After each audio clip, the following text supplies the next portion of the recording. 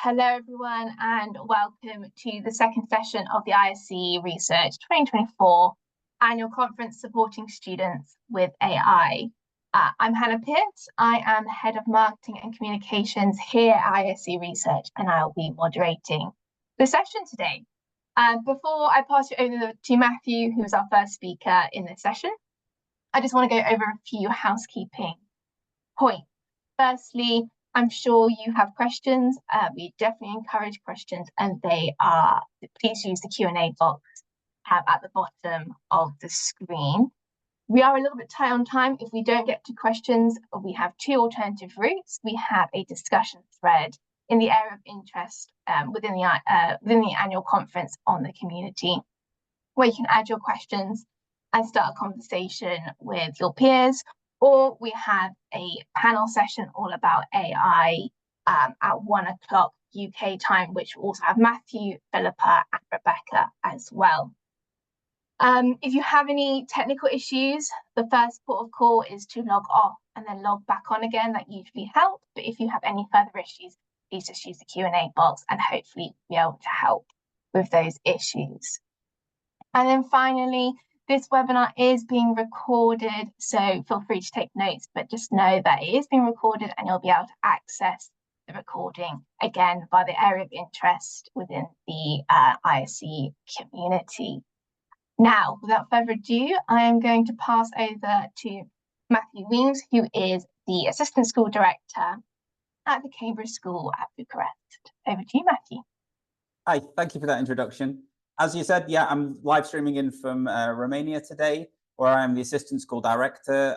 My main focus at the school is on teaching and learning in Key Stage 3 and up, and that has allowed me, with my interest in AI, to start bringing in strategies and interventions and things we can do in the school. And as of last week on Thursday, I actually received the EduFuturist Award for being an AI pioneer this year, which is an absolute honor. It was a great event to go to and a great community to be involved in. And one of the things to think about while thinking about AI and education is this quote about thinking about the future, thinking about where education is right now, but also thinking how things are going to progress and change over the future. Recently, if we think about the impact that tech and technology, even if you put AI to one side, is going to have on education, lots of the exam boards are thinking about bringing in online exams. E-textbooks, I read an article about Pearson's. They've launched textbooks which have AI tutors built into them, which is trained on the content of the course as well. So a student that doesn't understand the concept can just chat away with that textbook.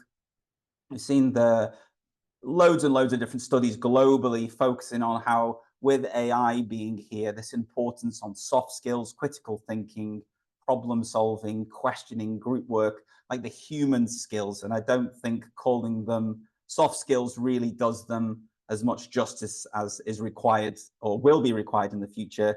I read an article just this morning in TESS about how the government wants to review the Key Stage 3 curriculum to maybe reduce the content down and focus that in a little bit more. And obviously with this global focus on digital tools and digital strategy. And also there's lots and lots of talk about AI. The current AI, even the OpenAI is saying the current AI isn't very good.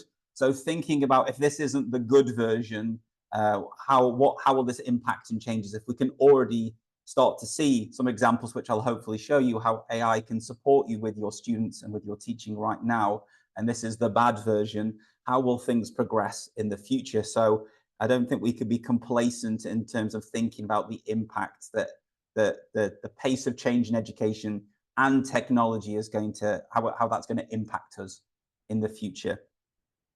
Today in my presentation, I'm going to go over 3 specific areas of how you can support students with AI. The first one is teachers using AI. The second area of focus will be how you can get students interacting with AI tools. And also then the last part will focus on digital literacy. So the main ways that we have been using AI at my school is with teachers first. So we did a lot of training in August when we came back, focusing on how we can use it to help us plan things like curriculum maps, schemes of work, how it can help us really speed up the ideation process around lesson planning, and also how it can help us produce lesson resources. And this is kind of rang true in research that's recently come out in May. This was a study from America, and you can see there AI was rated very highly. It's the kind of the light kind of blue box at the top there showing it was rated very highly in giving teachers ideas or creative ideas with their classes. I'm going to go over some of those examples today. Lesson preparation, preparing instructional materials, allowing you to make different versions or differentiate your lessons very quickly is a massive way that AI has really supported us at my school this year. Creative worksheets, creating quizzes. You can use tools like Quizzes AI, where you can upload your lesson resources and it will read them and turn them into a quiz that can be shared with your students immediately. You can do that now with ChatGPT 4.0 as well, uploading documents in the new kind of advanced free version, get them to read them, process them, and then turn those into questions, retrieval practice, problem-solving tasks, open-ended questions. You can really generate resources that would have taken hours in minutes now. And I'll show you some examples, some more advanced versions of how we did that with AI later in my presentation. There's a section here about using AI to detect cheating or plagiarism. And I think that for me, this is a very tricky area because you can actually get a lot of false positives. So for us, our school's approach is to not use any AI plagiarism tools. We're operating a trust-based system. And I think the best thing you can do in this area is really know your students very well by looking at their work, often frequent formative assessment, really understanding their style of writing rather than relying on these tools. There are a few exceptions where there are some examples we work with that require us to use them, so we have to, but we operate a trust-based system at our school. And again, writing notes to students, parents, and colleagues, I use this all the time. I am dyslexic, so I often use AI to proofread where I'm writing. It's really helped me speed up in that regard because what used to take me 20, 30 minutes to write an email when I wanted to check it was correct and was going to all staff, I can now write it very quickly, get AI to proofread it and send it. So it's really freed up my time to do the more interesting elements of my job. And yeah, again, at the bottom there, we've got the idea of adapting content to different audiences. I'll show you some examples for differentiation in a moment. And it's saying there at the bottom, the one that it's the most not helpful is grading and reviewing students' work. I would like to separate this into two parts. And I think that in terms of grading students' work, AI is not particularly great at that. We're dealing with large language models, not mathematical models. So asking them to give you a grade or a percentage can be quite inaccurate. It does okay, but it's not going to be precise as a teacher checking that. But where I will say that AI can really help is in that review process, in that formative kind of review, where students can upload their first draft, potentially into a chatbot the teacher's made, which is a rubric and is refined to the course, and it can give them some feedback and some advice. And I'll show you some examples of a chatbot I created for computer science, where my students went through that formative feedback process. And obviously, that working with the AI like they would me as a teacher should hopefully improve their grade overall, which I would give them when I review their work in the final part of that. Just a quick little note that if you are new to AI, there's lots of frameworks out there for prompting, but the main thing is to give it a role. You are a teacher or you are an experienced teacher, sometimes helps. Giving it a task, I would like a lesson. Context, I'm talking about saying what the learning objectives are, how long the lesson is, and what the year group is. Obviously, asking it to plan a lesson on the water cycle for year 3 is very different than for, let's say, year 13. I'm not sure if they still study the water cycle for A-level, but for example, there the output will be very different. And the format is how you might particular things in your school. Do you have starters, retrieval practice? Is there certain things you need to see? Would you like it in a table? This comes up if you want to produce rubrics and things like that. You can ask it how precisely you want the output to be. This is a short video of, again, a very small prompt there. As again, my prompts over time have got a little bit shorter because I know I can keep going in and having a conversation with AI. And I'll just pause very quickly to say, I am going to show videos today because I've been stung one too many times trying to live demo AI where ChatGPT hasn't worked correctly or my Wi-Fi has been playing up. So, but it'll also help you to have the recording and access to these as well. And you can see off that basic prompt, it's going through and it's starting to plan my lesson for me. And in this video, I'm just going to go through as if this was absolutely fine. Obviously, I would go through, refine, ask questions, continue the conversation on this until it was a lesson that I was happy with, or just take the parts I wanted to run with and plug in the rest myself. You can see it's given me even some tips for classroom management there. Now I've said to give me some advice on differentiation, and I'm asking it now to give me some advice for a student with dyslexia. So this is very broad. Just dyslexia, again, most any differentiation is usually on a spectrum. So it's just going through now and giving the teacher some suggestions on how they could take the lesson that's just been planned and how they could make that work for a student with dyslexia.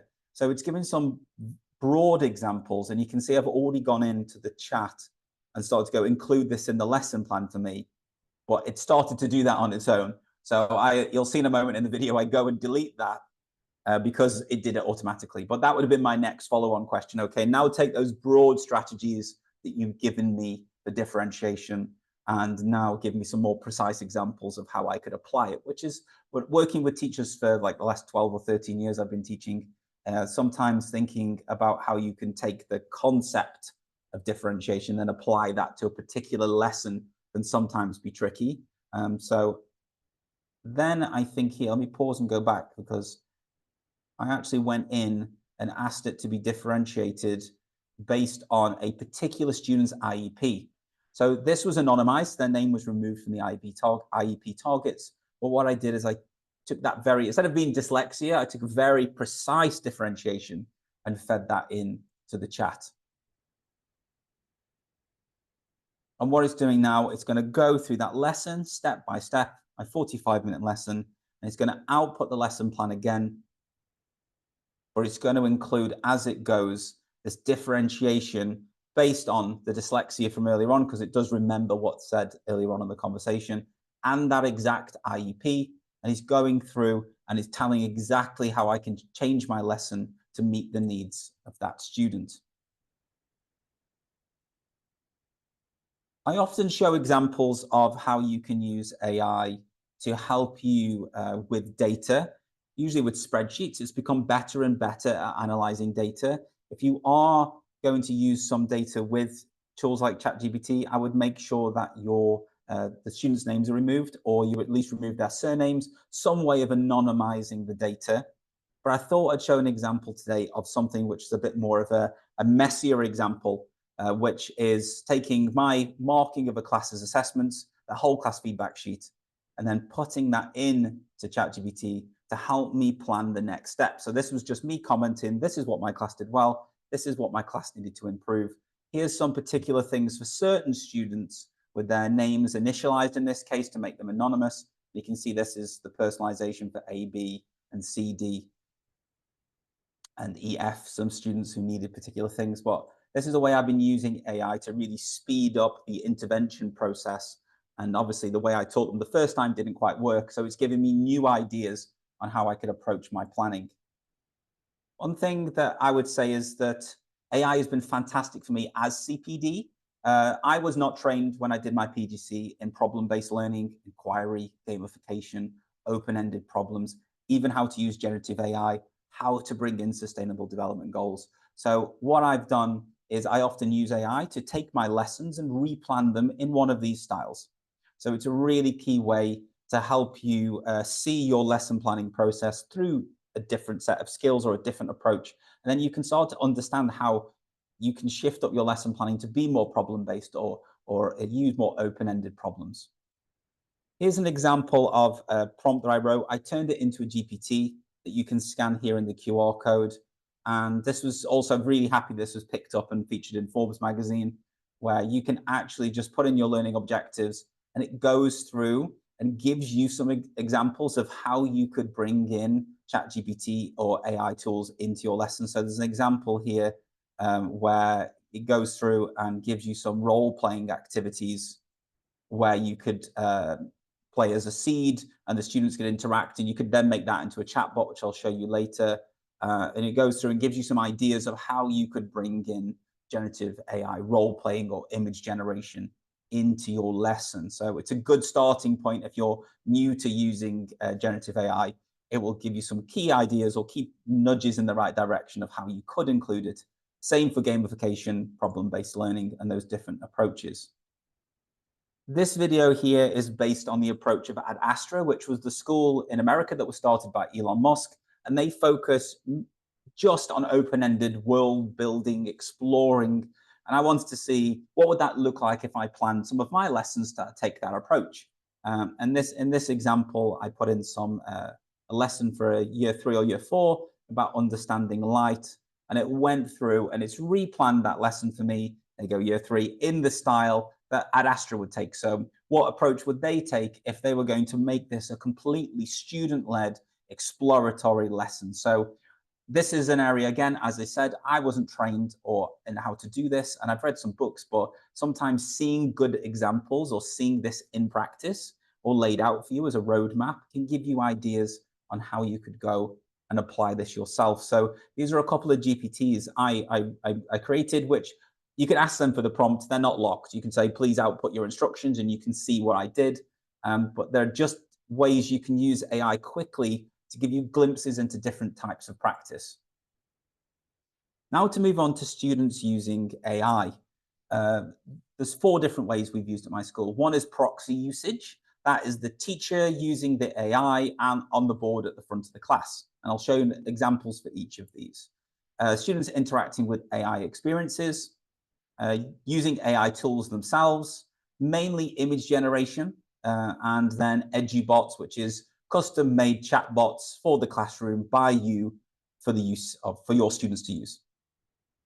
So you can see here, this is an example of a proxy usage example. Our students were doing a unit on horror stories in English. So the teacher got them to write prompts. And the best thing about this was you can really build literacy skills by them using very descriptive writing skills to describe the scene, going in and saying, just saying spooky isn't going to give you much. So layering in the keywords like grotesque, talking about the way you wanted the trees to appear, where you wanted the moon to be. Did you want mist, fog, what you wanted the scene to look like? Then the teacher would take that, put it into an image generation tool, and then the students would go back and go, okay, that didn't quite look what I wanted it to do, what it looked like. And then they go through and start to add in more keywords, more descriptive language. So it's a really nice way to build up kind of use of keywords, use of literacy, use of description in English, using AI as kind of a conduit where they can actually, as well as seeing it in their minds, they can actually see what their description is producing, because maybe it wasn't the impact, or maybe it wasn't the kind of image or scene they wanted to create. Another example here, I'll let this play for a moment. I am Alfred, King of the West Saxons. Now, you might think a king has better things to do than talk to a group of youngsters, but let me tell you something important. So this was an example using DID where we created a picture in AI of King Alfred, and then he went through and he spoke to the students. We had different stations set up in the room. So one was where they had to listen to King Alfred and make notes about his experience. This other one here, it's slightly smaller than usual. This was created in ThingLink, and we created this experience where students had VR headsets on and they were inside this village. And then all of this inside of here, all of these AI images, even all this content here was all created by AI. And again, it usually is a little bit bigger when you've got the headsets on. It's been squashed in the Canva presentation today. But the VR experience, all of those points that we wanted to explore, the DID video, in fact, the entire lesson with other stations as well. This took us 30 minutes to plan.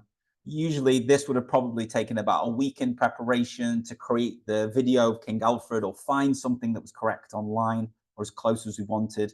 Creating a VR experience would have taken, like, you would need to use a Blender or like a proper tool to actually make this experience. So having the ability to write a prompt saying, I want an Anglo-Saxon village with these features into an AI tool, and it create this experience for you, saves huge amounts of time. So the students were really engaged where they explored all of these different areas. And again, this was something where we made it clear all this was generated with AI to the students. We went through a little bit of digital literacy as we went, but this is just something that a year ago, or even like say 15, 16 months ago, would have taken about a week to 2 weeks to plan and create instead of just 30 minutes. So it's really opened up some doors or creative avenues for us in our lessons. Here's some examples of when we've used AI tools. So this example here is from an English lesson in Padlet. So the students had to create a new character to be an animal form. So they had to do the writing part themselves. They wrote about how they would fit into Act 3 and what views they would have of Napoleon and what role they would play in the farm. And then Padlet has a very nice hidden, kind of slightly hidden AI image generation feature. So the students went in and then the same things we did before, but this was for a different year group. They went in and added the descriptive language of their character, like a cunning fox, a wise owl, and they kept generating the image until it kind of represented their character. And everything, all this was shared publicly on a Padlet so that they could see their character, and the students gave feedback. Okay, your squirrel, he had this characteristic, but I didn't really see that in the image. So the students went back in and they made edits and added more words and how to try to shift the image a little bit more. So it was a really nice way of they could peer and self-assess or peer assess, sorry, their kind of writing, as well as their use of AI in creating the images. Here's some usage of an AI image generation tool in Canva, where we had students in German class wanted to generate particular images for a hotel resort they were creating or a resort they were creating for their German lesson. So they wanted something very precise, like a place with 2 hot tubs in the German mountains. So they used this to create that in Canva, and they went off and did the rest of the writing, because the AI writing tools in Canva are restricted for staff only, but students can access some sound generation, image generation, some avatar generation apps in Canva. And this last example here is using Newark. Newark is really a designer tool. It's really meant for the fashion world and design world, but they offer free educational licenses to schools.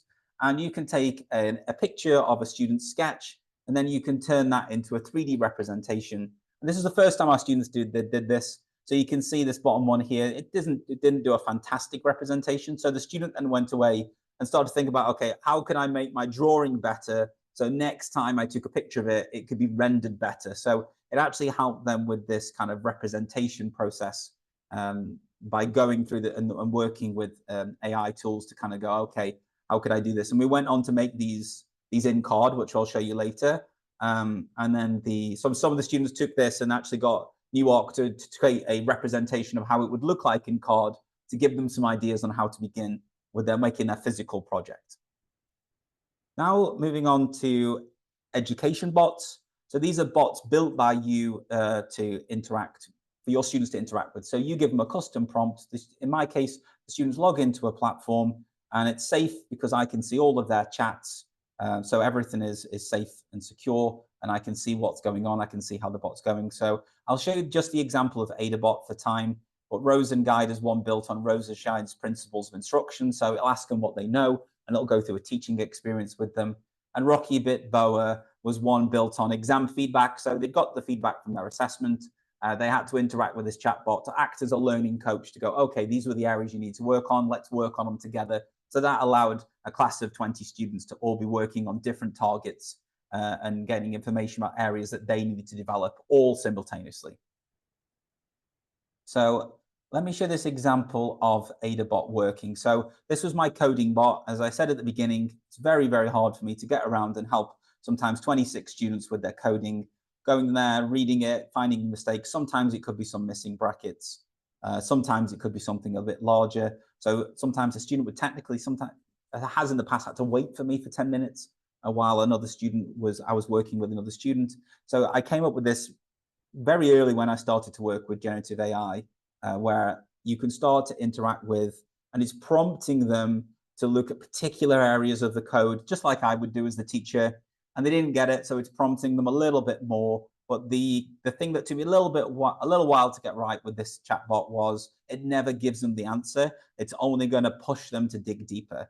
So they've spotted that they missed brackets here, and they're going on from there. And I'll show you in a moment. It's asking, do I need to review anything else? Let's keep this conversation going. And I don't know why the video stopped working for a second there. Let me go back. And I want to show you this last part where it's now pushing them to look at other areas of their code. And it's saying it's not sure. And can you help me write the code? And it will just go, no, I can't do that, but here's some things you could think about. So this took me a little bit while to get it right when I was creating the bot. But this is the thing that is really important, that the chatbot is there to support and drive learning, not to replace the learning process. And just as something to think about with the chatbots, it's really important that these are high risk. And when we did our risk assessment of our AI usage, because of GDPR and making sure the students are interacting with them in a safe environment, safeguarding elements of that, data protection. Okay, we're working with this company. Where are these chats being stored? Where is all this data about our students being stored and processed? So we have to be very secure about that. And also, is it linking to good teaching practice? So we do check these chatbots before they go to students. We have next year, we're rolling these out on a slightly larger scale. So we have a working party put together on how we can do this safely and link to good teaching. Very quickly, because I'm aware of the time, we'll look at ways we're building digital literacy. So we have these strands of our digital literacy policy or digital literacy approach. We've split it into these terms, but I'm not particularly precious about when this happens. If a teacher can link something at a different time of the year, the main thing is we broke it down into these big questions, which really allowed our teachers to see how they could link them to their curricula. So how did technology change how we see the world in different cultures? How can we use technology for storytelling? Our music department, our art department, our drama department, our English department have latched onto that as a concept and thought, okay, how can we use not just AI, but technology in general to help students be more creative? So here's an example of one of our activities, which is not going across the curriculum, but will be part of either a PSHE or a tutor time activity, where students are going to start their own e-commerce empire.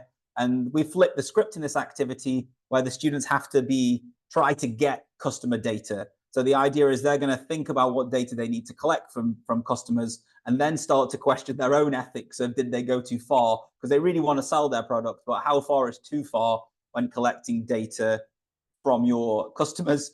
And then this one is thinking about and getting students to review their AI tools like Netflix, YouTube, the algorithms are out there. What would happen if they went away and how would that impact their lives? Is there some AI tools which are really helping them already in the background? What happens if spell checker disappeared off your phone one day? So getting them to reflect critically on their current use of AI.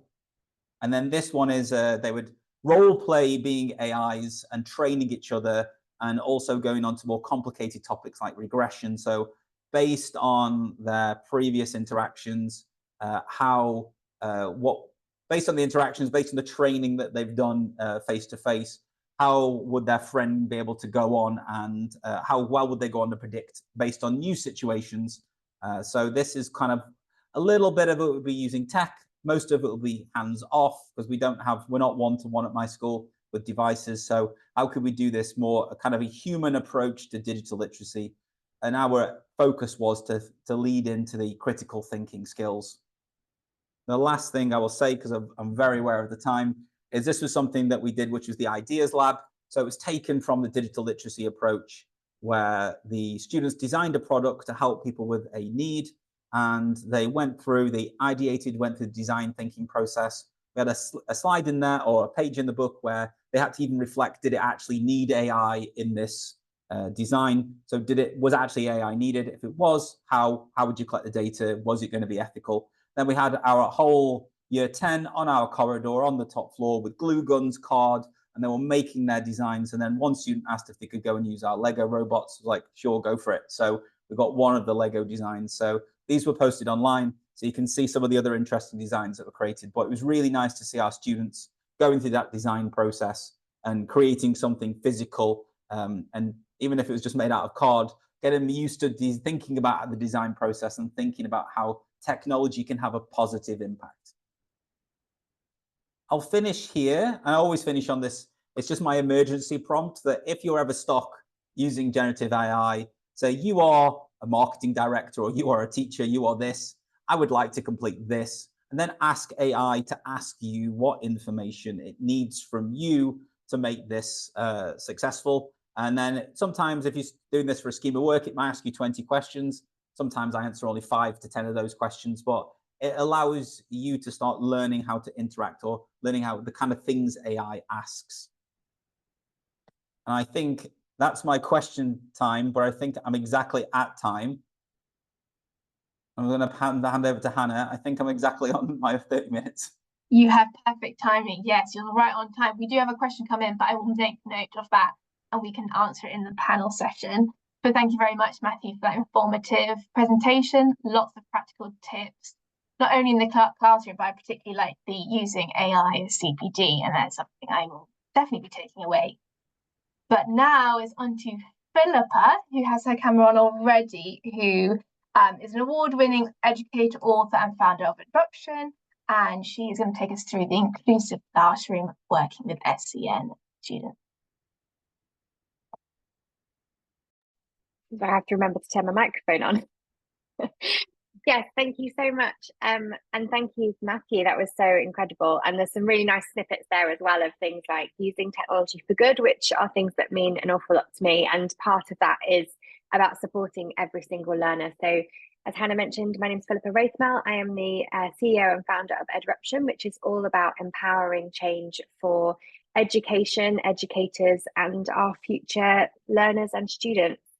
I created Edruption all about empowering change in technology and about supporting technology for good.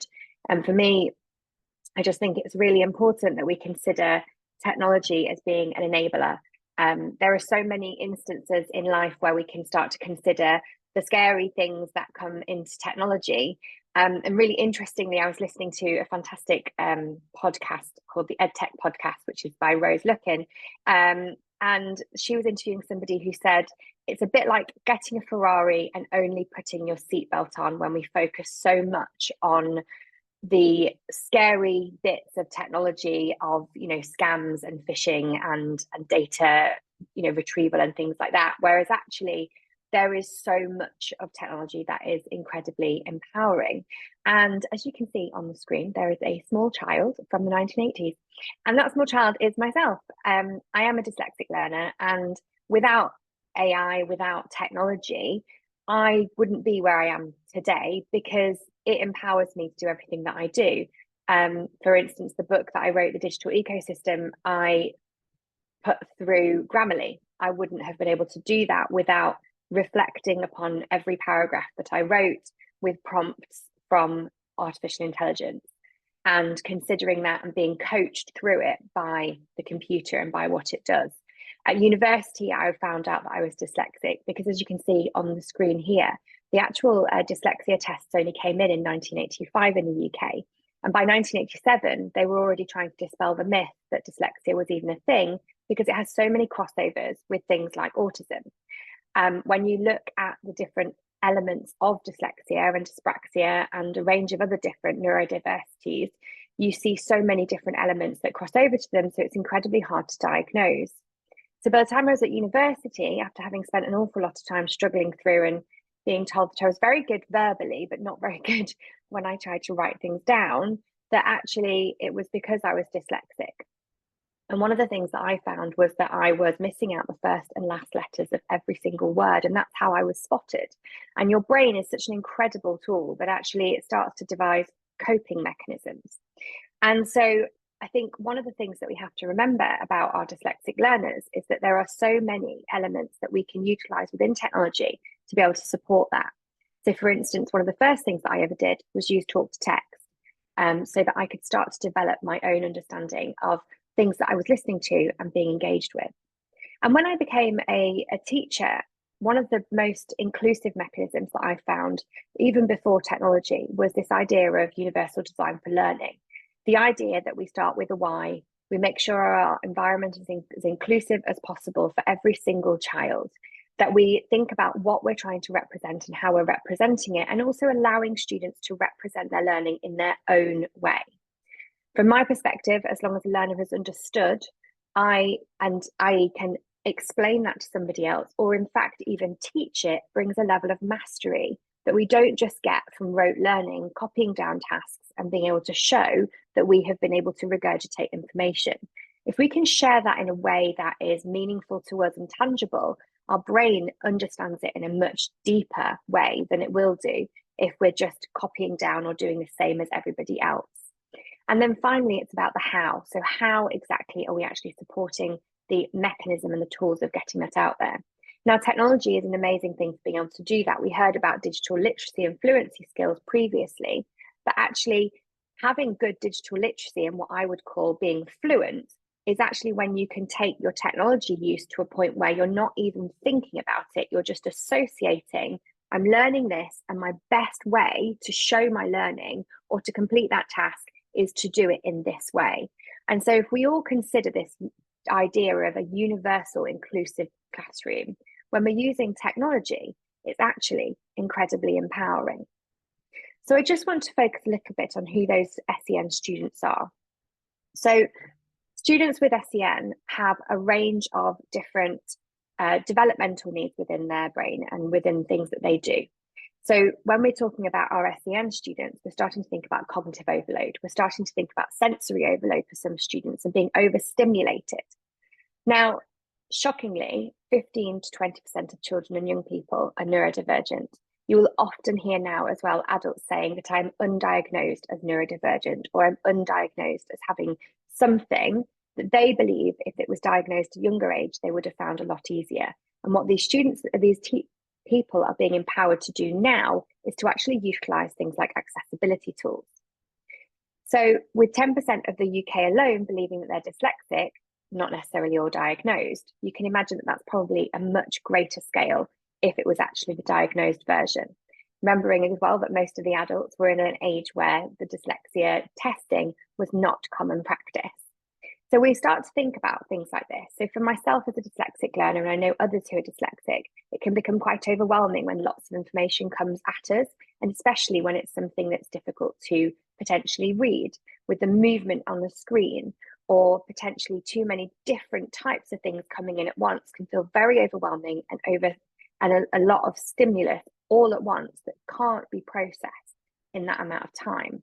So when we're thinking about our students, and actually in some instances, you want to just remove the idea of this SEN, because actually every student can become overwhelmed and overloaded. And actually technology is a great way for us to be able to support students in every single way. But using technology effectively can actually help us to start to break down those barriers. So could it be that I can listen to a long piece of text instead of reading it? Could it be that I can use an overlay instead of having to focus my eyes on something that's moving around too much? And there are so many different elements. If we think about 2.6 million people in the UK have ADHD, they're going to start to think about things like being able to meet deadlines, whether we're being organised enough, whether we're able to focus on certain tasks at a certain time of day. And actually some of the things, again, that we need to be supporting students to understand and learn is when they learn best and how they learn best, in terms of, are they better in the morning? Now, we know most young people are probably not better in the morning, they're better in the evening.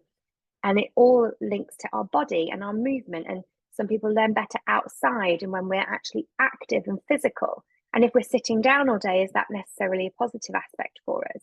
So we really need to consider not only what we're learning, but how we're learning and where we're learning. And then we can go into a range of other learning difficulties. So 3 to 5% of adults have dyspraxia or DCD, and many are undiagnosed until they're adults. Now, consistently what's happened, especially with our older population, is that they've been told that it's something to do with them, which generally has then supported ongoing mental health issues. Whereas actually we can support a lot of that with the technology that we use. 90% of us in the whole world have a mobile device of some sort. And those devices all come with accessibility features. And with over 100 people with autism who are on the autism spectrum and 700,000 autistic adults and children in the UK, we need to really understand and be able to embrace that, because we have to be able to drive to support people to be able to enable themselves. So the next thing I want us to consider before we start to look at some of these tools is this. When we look at this image of this child with a robot, we start to get a little bit concerned. We start to feel like we lose the humanity. We start to think, is this really right? And is this the sort of education system that we want for our children? When we look at a slightly older child, do we think the same thing? So my question would be, does age really matter? Because realistically, when we're looking at artificial intelligence, we have some children in the world who are utilising mobile devices from the age of 2 and younger, and yet we don't benefit them in the way that we should. Artificial intelligence, digital devices can be absolute enablers for so many different areas of our lives. Yet until we're adults, we don't seem to benefit from them in the ways that we should. And a lot of the things that we should be benefiting from, we're not talking about until students are old enough to be able to put those device settings on themselves.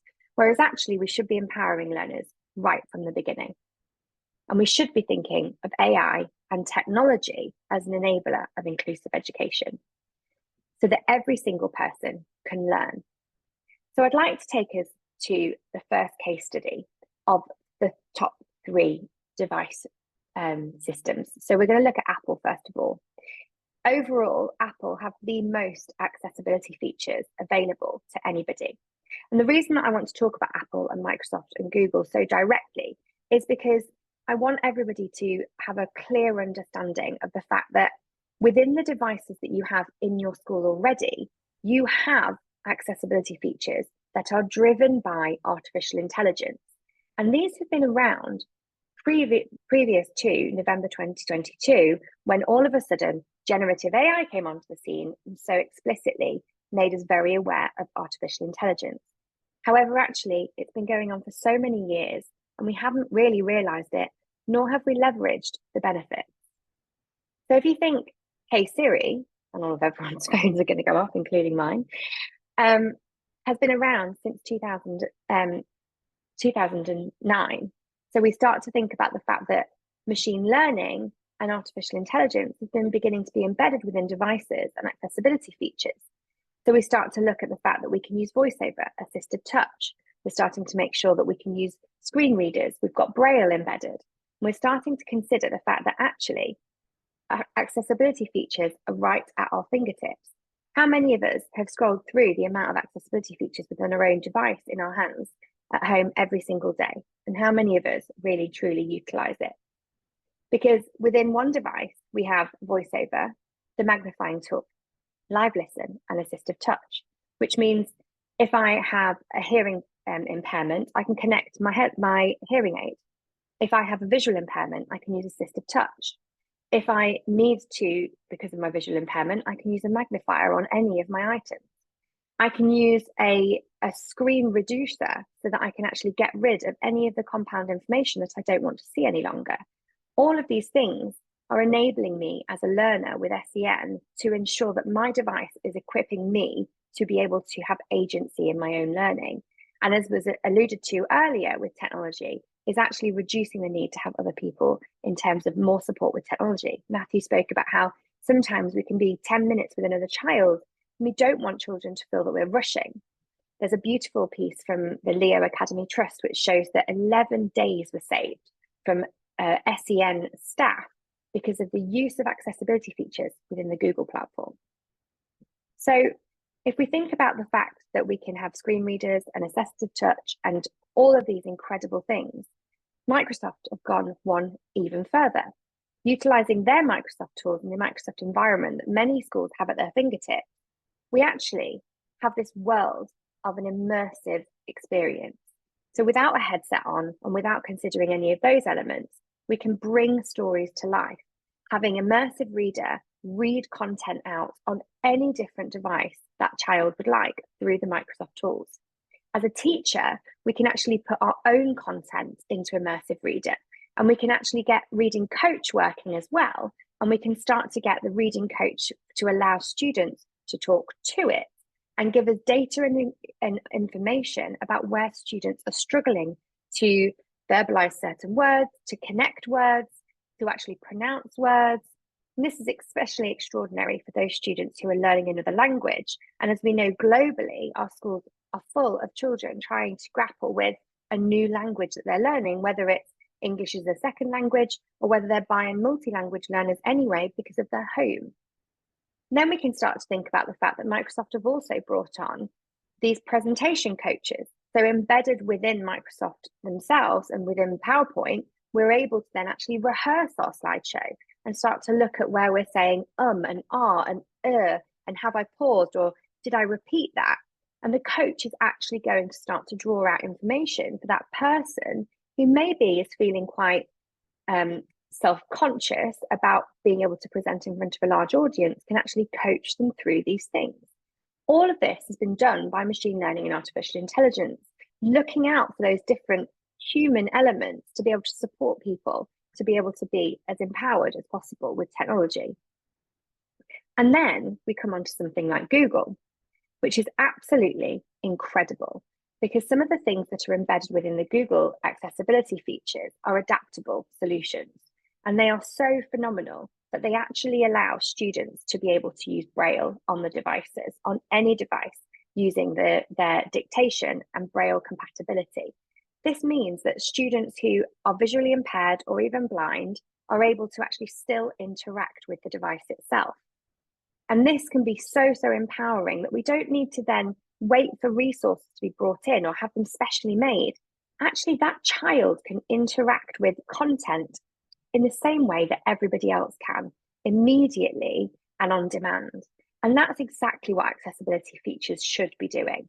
They should be allowing every single child to be in exactly the same position, where if they have access to technology, it's equitable and it's fair.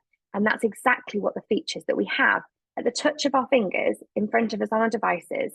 Whatever you're looking at right now, there are features in there that will be able to enable you to have less anxiety, to be more organized, to read things more clearly, or to hear them. Quite frequently, one of the things that I will do is I will read and listen, because I feel that means it goes into my long-term memory a lot better than if I'm just reading it. And we need to be able to give these things to our students to be able to help them to learn. So when we think about something like the Braille, within your phone, you have the VoiceOver app within the accessibility features of the iPhone, and you can add Braille on. You can add it on right now and see what that even feels like.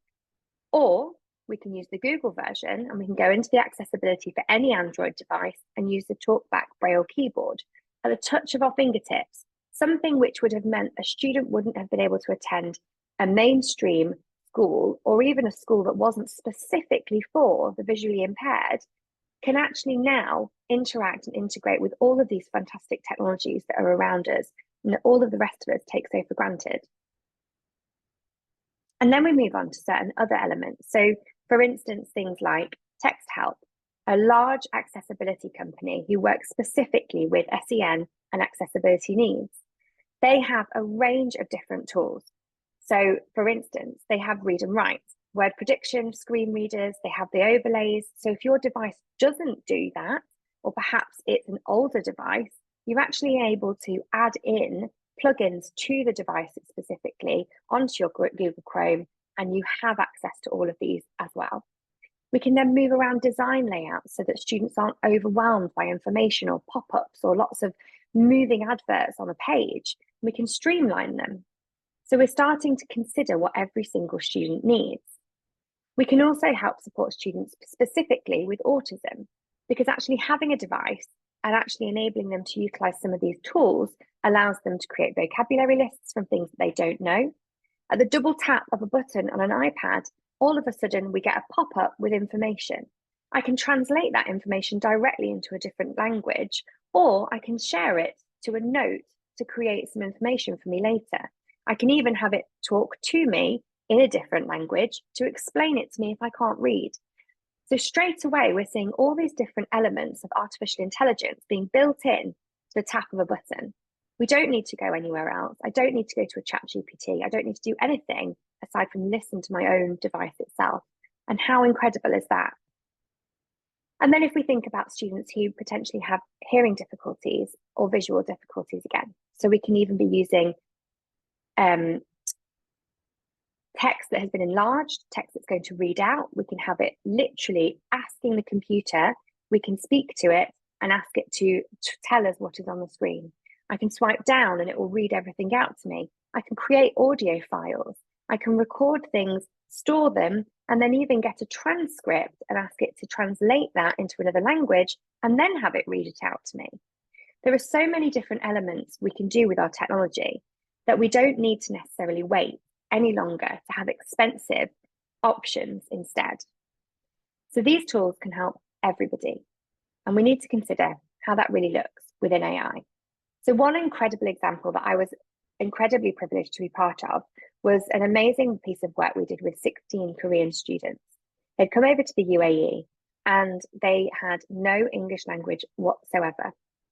Within 6 weeks, our students had been fully integrated into the classroom and verbally were speaking English due to the translation tools through Google and Apple, and were able to then, within 5 months, progress from only writing in Korean to writing full pages in English.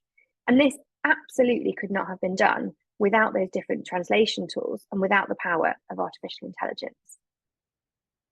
In addition, the Leo Academy Trust, as mentioned earlier, did an incredible impact survey where they showed that a range of different technological solutions using Google Chromebooks, and this was not always in a one-to-one environment, but the majority of the schools it was, showed that it was making support for every single learner.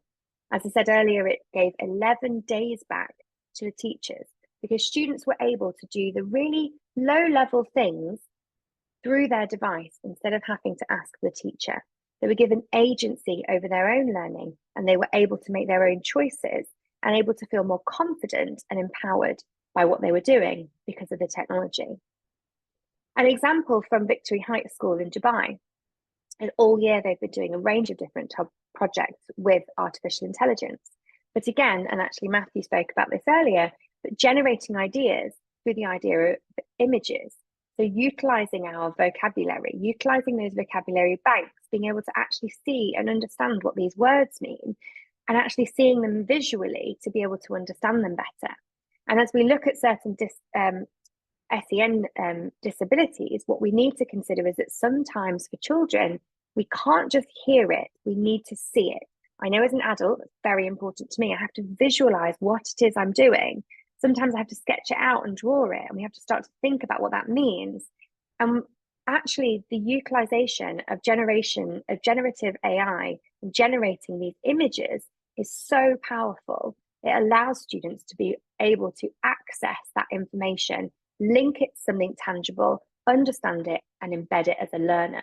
And then they also have that image to look back to, and it will bring so many more elements of understanding. As they say, a picture tells 1,000 words.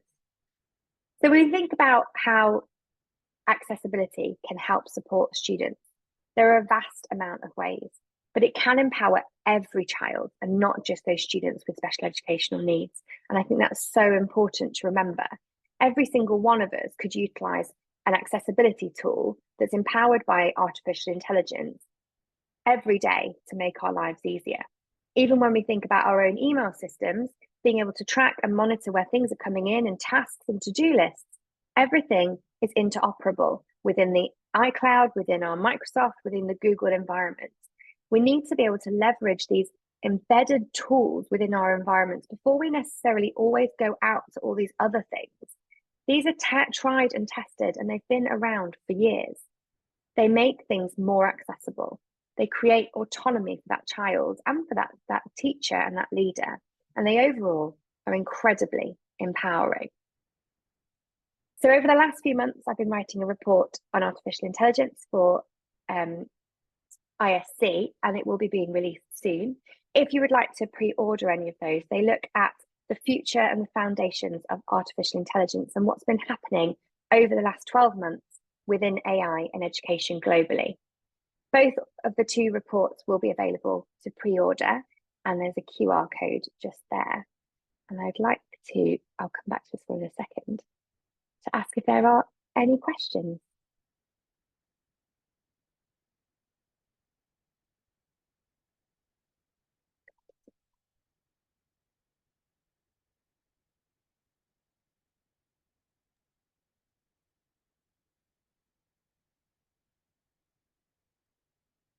not any questions have come in yet, but I'm sure people are holding them for the panel session, which starts in about 50 minutes time. But we're coming up to the end. So thank you very much, Philippa. Really, really insightful presentation. Lots of great case studies. The one about the Korean students going from no English to 4 pages of English in 5 months with the help of AI is incredibly impressive. I'm sure everyone will agree. As Philip has already mentioned, we have those 2 AI reports. They are very nearly ready. We're talking about a week or 2, and they will be available to purchase, but they're already available to pre-order on our website. So they have that QR code there. We're coming up to the end, so I'm just going to put in the chat